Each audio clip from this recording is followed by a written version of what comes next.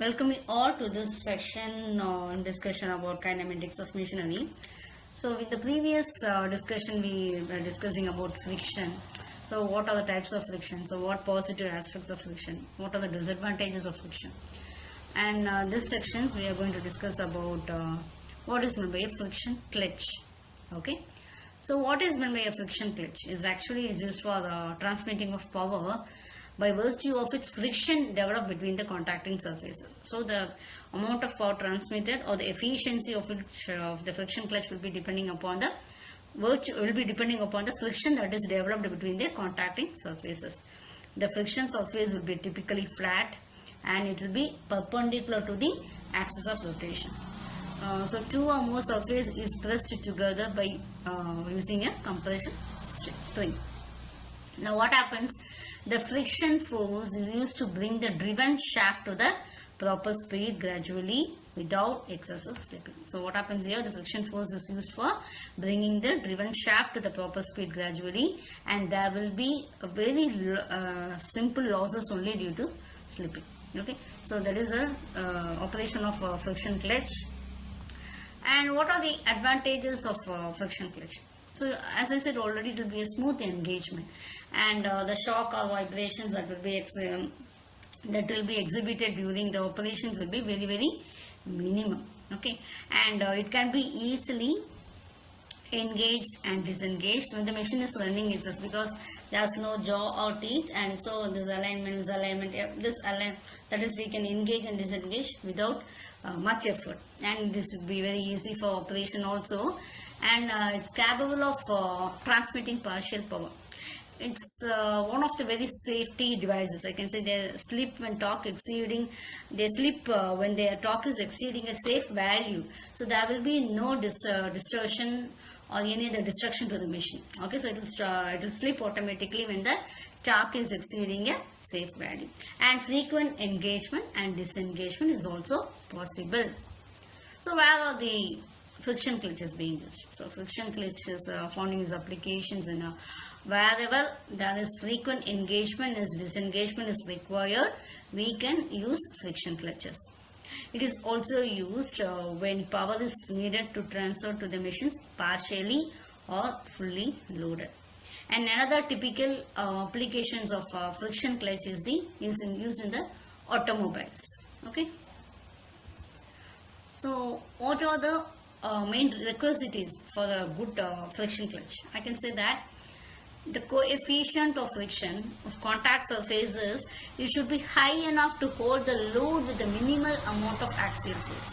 This friction should be high so that you are able to hold the load with the minimal amount of axial force. There should be no requirement for any external force to carry out this operation. And the moving parts of the clutch should be lightweight to minimize the inertia load at high speed. So, and also the heat generated at contacting surfaces should be able to dissipate rapidly, and there should be a provision for taking up the wear of contact. Okay, and it will be a good friction clutch should be able to take this wear of contact, and also it should be able to guard the projecting parts by covering and providing a provision for easy repair. So these are the requirements for good friction clutch. Okay. What are the requirements and how should be the material that has been used for manufacturing this friction clutch? The actual contact surface of the friction clutch will be the friction lining. Okay, this surface will be in contact together, this friction lining, and they will be subjected to rubbing action. When the machine is running, there will be a severe rubbing in that surface.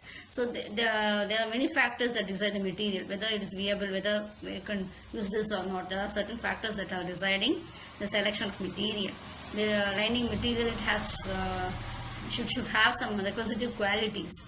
Mainly, this material should have a relatively high and uniform coefficient of friction under all the surface conditions. So, this very basic requirement should be done. Otherwise, its efficiency will be very low. Okay, you should have a high and uniform coefficient of friction under all the surface conditions. There should be no variation.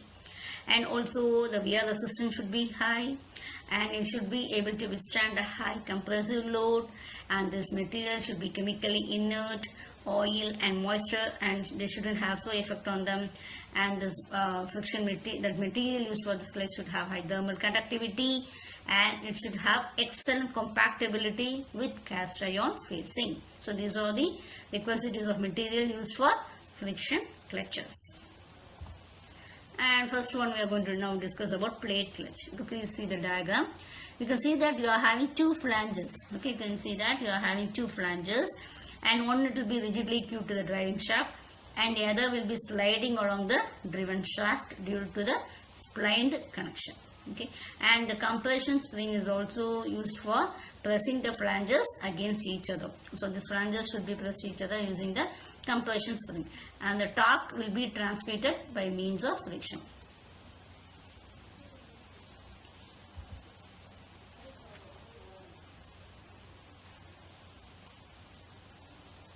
And this suitable mechanism is being provided to compress the clutch and to compress the clutch spring to disengage the clutch. Okay, so the amount of torque transmitted will be depending upon the axial force, the coefficient of friction, and the area of contact.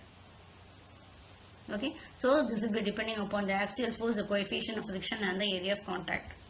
And the second one will be a cone clutch. So please see this diagram, this cone clutch you can have, and see that there is an inner cup, isn't it? There is an inner cup that is attached to the driving shaft and the follower cone. This follower cone will be movable, and it can axially slide over the driven member. And the inner side of the driver cup exactly fits into the outer side of the cone. And the slope of the cone, how it is actually, the slope of the cone is made small such that it helps to give high normal forces. So the recommended angle of slope should be between 8 to 15 degree. Okay, so according to this allowable normal pressure and coefficient of friction, it requires the contact face of the driven member is lined with material. Okay, in order to withstand this, it has to be lined with materials such as leather, asbestos, wood, etc. Okay, so this is the operation, this is the cone clutch. Now we'll be seeing about centrifugal clutch. So it will have a number of shoes. You can see that it will have a number of shoes here as in the diagram. It is also called as friction pads. They will be arranged radially in symmetrical position inside the ring. It can slide along the gates integral with the bars on the driving shaft. Okay, please see the animation I have given, you can watch that. The shoes will be held against bars by using a spring that exerts a radial inward force. As the inner hub is rotating, the weight of the shoe will cause a radially outward force, which is called as a centrifugal force. Okay, so this force will depend on the weight of the shoe and the speed at which it is rotating. So this is the working of your centrifugal clutch.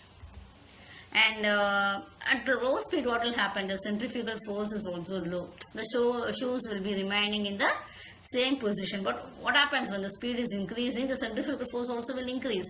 So the centrifugal force becomes equal to the spring force, and the shoes also starts floating. Okay, so when the driver rotates fast enough, the centrifugal force will exceed the spring force, and the shoes will be starting to move outwards. At a certain speed, it gets contact with the inner surface of the drum, and the torque will be transmitted. As the load is increased, what will happen? The speed will decrease, and the shoes will return to the original position, and the clutch will be getting disengaged. Okay, so this is the operation of centrifugal clutch. So thanks for listening this video, and we shall meet in the next section. Thank you all once again.